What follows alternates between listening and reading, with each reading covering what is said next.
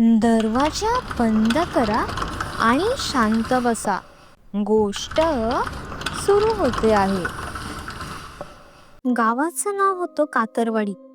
दोन टेकाड्यांचा मधोमध बसलेलं. गावातून एक अरुंद पायवाट खाली उतरत नदीकाठी जायची. नदी मोठी नव्हती, पण ती खोल होती, अस्वाभाविक खोल. गावातल्या म्हाताऱ्यांचं एक ठाम वाक्य होतं, त्या नदीला वरून पाहू नका, ती तुम्हाला पाहते. लोक हसत, अंधश्रद्धा म्हणून सोडून द्यायचे. पण गेल्या 15 वर्षात गावात एक गोष्ट बदलली होती. दर 2-3 वर्षांनी एखादा माणूस रात्री नदीकाठी गेला आणि परत आला नाही. त्या रात्री अमावास्या होती. आकाश गडद काळं, वारा नव्हता. गावात विचित्र शांतता पसरली होती. राम घराबाहेर बसला होता. त्याला झोप लागत नव्हती. गेल्या काही दिवसांपासूनच त्याचं मन बैचेन होतं. 3 रात्रीपासून एक हलका आवाज त्याला ऐकू येत होता, अगदी कुजबुजण्या इतका. पहिल्या रात्री त्याने दुर्लक्ष केलं. दुसऱ्या रात्री त्याला वाटलं भ्रम असेल. तिसऱ्या रात्री तो उठून बाहेर पडला. आज 4थी रात्र होती. तो घराच्या ओसरीवर बसला असताना त्याला पुन्हा ऐकू आलं, हलकं, ओलं, थरथरणारं, राम. तो गोठला. त्याच्या अंगावर काटा आला. आवाज अगदी स्पष्ट होता, जणू कोणीतरी पाण्यातून बोलतय. तो इकडे तिकडे पाहू लागला. कोणी नव्हतं. पुन्हा आवाज, राम, इकडे ये, ये इकडे. हे त्याचं नाव होतं. अगदी बरोबर. त्याने घरात डोकावून पाहिलं. आई झोपलेली, वडील घोरत होते. त्याला वाटलं कोणीतरी मस्करी करतंय, पण ते नाही. आवाज पुन्हा आला, यावेळी थोडा जवळून. त्याच्या छातीत धडपण वाढलं. तो उठला. पाय जड झाले होते, पण चालू लागले. त्याला स्वतःलाच कळेना तो काय करतोय. जणू कोणीतरी आतून दोरीने ओढलंय. पायवाटेकडे वळताना त्याच्या मनात एक विचार चमकून गेला, जाऊ नकोस. पण तो थांबला नाही. नदीकाठी पोचल्यावर धुकं दाटलेलं होतं. पाणी शांत होतं, अगदी आरशासारखं. तो थोडा पुढे सरकला आणि त्याने पाहिलं, पाण्यात हलका उठाव झाला. लाट नाही, पण जणू खाली काही हालचाल. पुन्हा आवाज, ए राम. यावेळी स्पष्टपणे नदीतून. तसा कसा कोरडा पडला. कोण? त्याच्या तोंडातून आपोआप बाहेर पडलं. क्षणभर सर्व काही शांत. आणि मग पाण्याच्या पृष्ठभागावरून हळूहळू एक पांढरं चेहऱ्याचं काहीतरी वर येऊ लागलं. डोळे आधी दिसले. डोळ्यातले बुबुळं नव्हती, फक्त राखाडी पोकळी. मग कपाळ, मग ओले केस, मग पूर्ण चेहरा. ती पाण्यात कमरेपर्यंत उभी होती आणि ती त्याच्याकडे बघत होती. रामचा श्वास अडकला. त्याला किंकाळी फुटली नाही, पाय मागेही गेले नाहीत. ती स्त्री होती, पण जिवंत नव्हती. तिच्या त्वचेचा रंग फिकट निळसर, ओठांमधून पाणी ठिपकत होतं. ती हलली नाही, फक्त त्याच्याकडे पाहत राहिली. मग तिचे होठ हळूच हलले. तू ऐकलास? म्हणून आलास? तिचा आवाज त्याच्या डोक्यात, त्याच्या कानात नाही. तो मागे सरकला. पाय चिखलात अडकले. ती पुढे आली नाही, पण पाणी तिला आपोआप पुढे ढकलत होतं. अचानक रामच्या लक्षात आलं, तिचे पाय दिसत नव्हते. पाण्याखालीच काहीच नव्हतं. जणू कमरेपासून खाली काळी पोकळी. मी? कोण? त्याने अडखळत विचारलं. ती हळूच हसली. त्या हसण्यात दुःख नव्हतं, भूक होती. तुला आठवत नाही? त्याच्या डोक्यात वीज चमकली. काय आठवायचंय? त्याने कधी तिला पाहिलं होतं का? ती अजून जवळ आली. पाणी त्याच्या पायांभोवती वाढलं. तो मागे वळून पळायचा प्रयत्न करणार, तेवढ्यात तिचा हात वर आला. लांब, अस्वाभाविक लांब, बोटं सुकलेल्या काट्यासारखी. आणि तिने त्याच्या मनगटाला स्पर्श केला. तो स्पर्श बर्फासारखा नव्हता, गरमही नव्हता. तो ओला होता आणि जिवंत. राम किंचाळला. त्या किंचाळीत वेदना नव्हती, घाबरणं नव्हतं. एक खोल आतून येणारी जाणीव होती, ही मला सोडणार नाही. त्या रात्री नदीकाठी कोणीही काही ऐकलं नाही. गाव शांत होतं. पण दुसऱ्या दिवशी सकाळी नदीच्या काठावर रामची चप्पल सापडली आणि वाळूत एकच ठसा, नदीच्या दिशेने. पण येणारा नाही. गावात पुन्हा कुजबूज सुरू झाली. पुन्हा एक आवाज ऐकला असणार. पण यावेळी एक वेगळं घडलं. त्या रात्रीपासून गावात आणखी एक घरात हलक्या आवाजात नाव घेतलं जाऊ लागलं. राम हरवून 3 दिवस झाले होते. नदीत शोध घेतला गेला. जाळी टाकली, गोतेखोर बोलवले, पण पाण्याने काहीच परत दिलं नाही. नदी शांत होती, नेहमीसारखी, जणू तिने काही घेतलंच नव्हतं. गावातल्या लोकांनी उघडेपणे नाव घेतलं नाही, पण सगळ्यांच्या चेहऱ्यावर एकच प्रश्न होता, परत तीच का? कारण हा पहिलाच प्रकार नव्हता. गेल्या 18 वर्षांपूर्वी हाच प्रकार घडला होता. आणि त्याआधीही गावातल्या जुन्या शाळेजवळ एक म्हातारी बाहेर यायची, जानकीबाई. ती आता 90च्या घरात होती. डोळे धुसर, पण आठवणी स्पष्ट. रामच्या गायब होण्याच्या दुसऱ्या दिवशी संध्याकाळी 4-5 जण तिच्याकडे गेले. आजी, पुन्हा तसंच झालं. ती काही बोलली नाही, फक्त तिच्या हातातल्या कापसाच्या दोऱ्याकडे बघत राहिली. मग हळू आवाजात म्हणाली, ती अजून शांत झाली नाही. घरात शांतता पसरली. कोण आजी? ती थोडा वेळ काहीच बोलली नाही. मग म्हणाली, सुमित्रा. सुमित्रा हे नाव गावात कोणी मोठ्याने घेत नसे. 30 वर्षांपूर्वी सुमित्रा नावाची तरुण स्त्री या गावात सून म्हणून आली होती. सुंदर नव्हती, पण डोळे बोलके होते. शांत स्वभाव. पण गाव लहान होतं, अफवा मोठ्या. एका पावसाळी वर्षी गावात चोरी झाली. कोणाचाही पुरावा नव्हता, पण आरोप तिच्यावर गेला. नवीन आली आहे, तिच्या माहेरी उपस्थिती बरी नाही, नक्की पैशासाठी. कोणी तपास केला नाही. गावाने तिला वाईट टाकलं. तिचा नवरा रागीट होता. एका रात्री घरातून किंचाळी ऐकू आली. दुसऱ्या दिवशी पहाटे सुमित्रा सापडली नाही.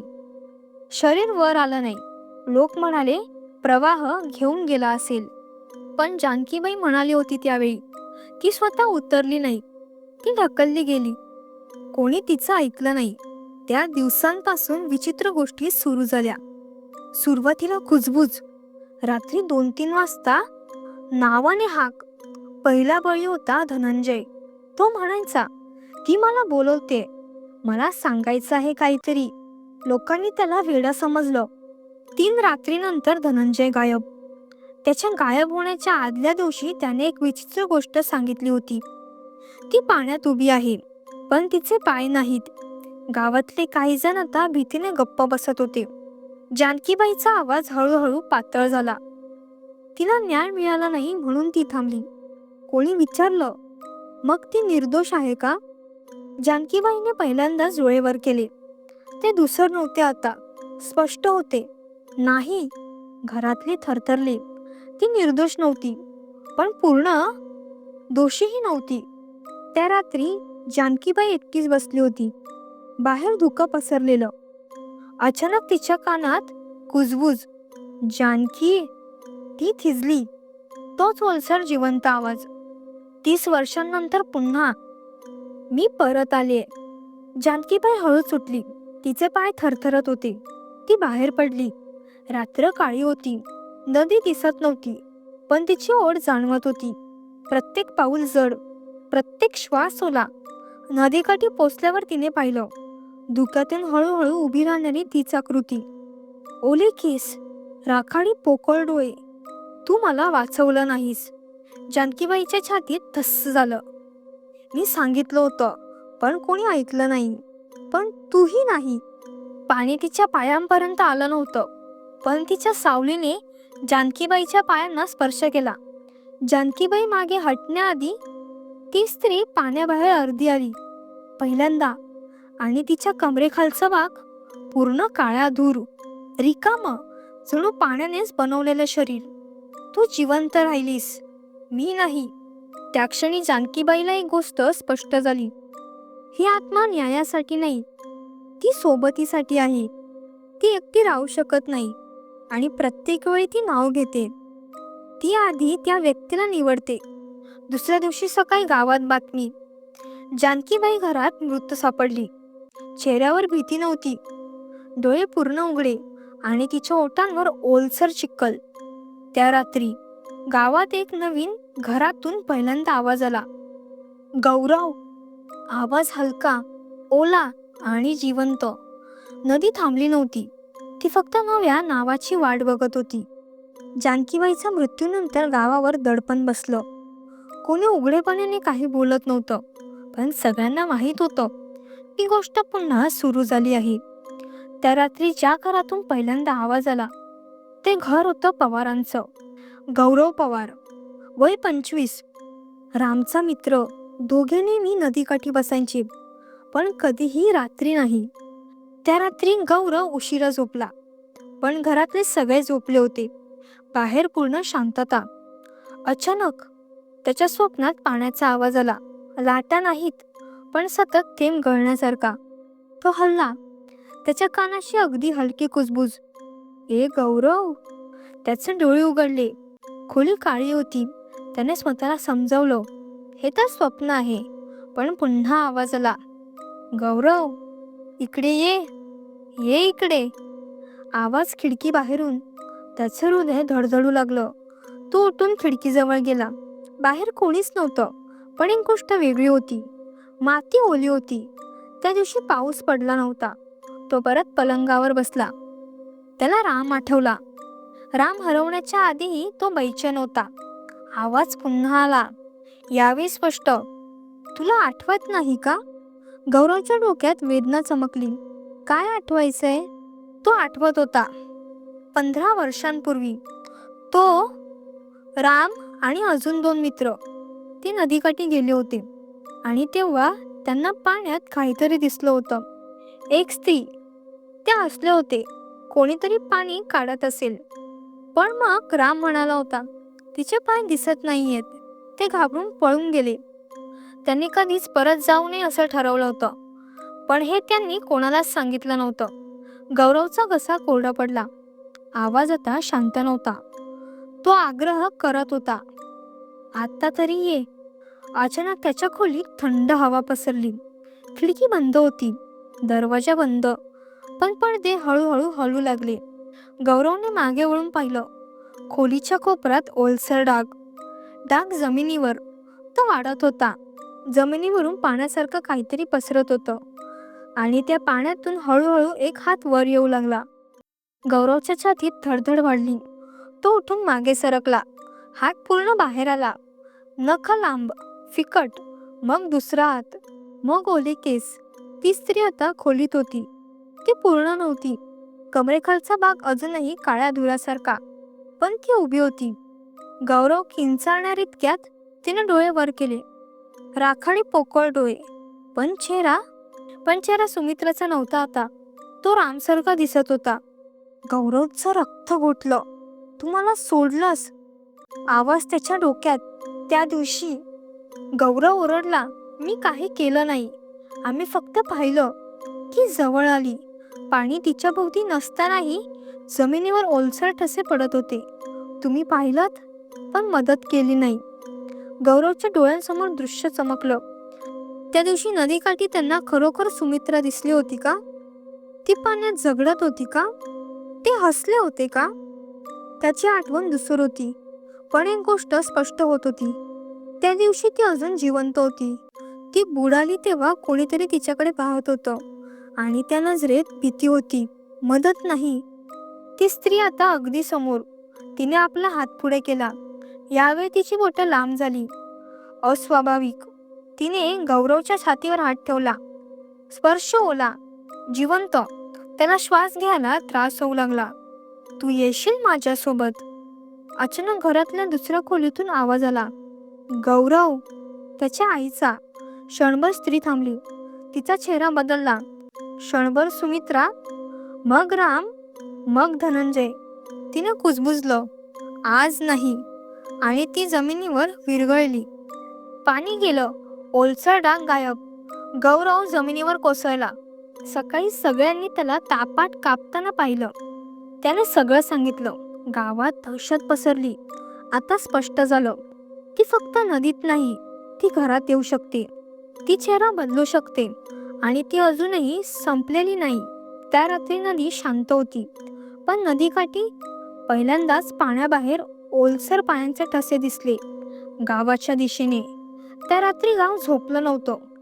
गौरवचं सांगणं सगळ्यांनी ऐकलं होतं. आता कोणीही अफवा म्हणत नव्हतं. पण भीतीतही एक हट्ट असतो, आपल्याला काही होणार नाही. गावातला विठ्ठल भोसले, वय 40, उघडपणे म्हणाला, ही सगळी भंकस आहे. नदी आहे, भूत नाही. लोक शांत होते, पण आतून सगळ्यांना ठाऊक होतं, नाव घेतलं की ती ऐकते. त्या रात्री विठ्ठल मुद्दाम नदीकाठी गेला. चांदणं नव्हतं. अमावास्या परत जवळ येत होती. तो पाण्याच्या काठावर उभा राहिला. जर असलीस तर ये, त्याने जोरात ओरडलं. क्षणभर काहीच झालं नाही. तो असला. मग हवा ओलसर झाली. पाण्यावर लहरी उठल्या, वाऱ्याशिवाय. आणि अचानक त्याच्या मागून आवाज आला, विठ्ठल. तो वळला. नदीत कोणी नव्हतं, पण पाण्यातलं प्रतिबिंब वेगळं होतं. त्याचं नाही. एक स्त्री, ओले केस, फिकट चेहरा, डोळे पोकळ. विठ्ठल घाबरला. तो मागे सरकला, पण जमिनीवर ओलसर ठसे तयार होत होते. नदीतून बाहेर येत हळूहळू. ती नदीत नव्हती आता. ती त्याच्या समोर पाण्याबाहेर उभी होती. कमरेखाली धुरासारखा काळं पोकळ शरीर. तू हाक मारलीस? ती म्हणाली. विठ्ठल किंचाळला. मागे वळून पळायचा प्रयत्न केला, पण त्याच्या पायाभोवती थंड ओलसर काहीतरी अडकलं होतं. दिसत नव्हतं, पण पकड घट्ट होती. ती त्याच्या जवळ आली. तिचा चेहरा बदलू लागला. क्षणभर सुमित्रा, मग राम, मग धनंजय, मग विठ्ठलच. तूही पाहिलंस? त्या दिवशी विठ्ठलच्या डोळ्यात भीतीचं पांढरं दिसू लागलं. वर्षांपूर्वी त्या रात्री तूही होता नदीकाठी. सुमित्रा पाण्यात धडपडत होती. ती वाचवा म्हणत होती, पण तो म्हणाला होता, आपण यात पडू नये. तो मागे वळला. ती बुडाली होती. आता तिचा हात त्याच्या छातीवर. आता तू पड. अचानक नदीचं पाणी जोराने उजळलं. कुठलाही वारा नव्हता, कुठलाही पाऊस नव्हता, पण पाणी विठ्ठलला खेचत नेलं. तो किंचाळत होता. गावात कोणालाच आवाज ऐकू आला नाही. सकाळी नदी पुन्हा शांत होती. विठ्ठलचा काही पत्ता नव्हता. वाळूत फक्त ठसे, नदीकडे जाणारे, परत येणारे नाही. त्या दिवसांनंतर गावात एक बदल झाला. आता कोणी नदीकाठी रात्री जात नाही, ना मोठ्याने घेत नाही. आणि जर चुकून रात्री 3 वाजता कोणाला हलका ओला आवाज ऐकू आला, तर डोळे घट्ट मिटतात, उत्तर देत नाही. कारण गावाला आता समजलं आहे, ती न्यायासाठी नाही, ती एकटी नाही राहू शकत. ती फक्त नाव शोधते, आणि जो प्रतिसाद देतो तो तिच्यासोबत पाण्यात उतरतो.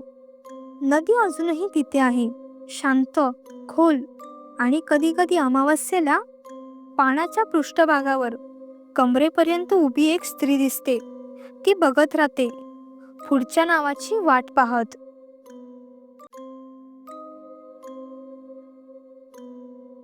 जर ही गोष्ट तुम्हाला आवडली असेल तर व्हिडिओला नक्की लाईक करा आणि अशाच भयानक गोष्टींसाठी माझ्या SG हॉरर स्टोरीजला सबस्क्राईब करा.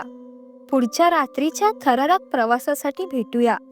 तोपर्यंत सावध रहा, कारण भीती सुरू झाली आहे.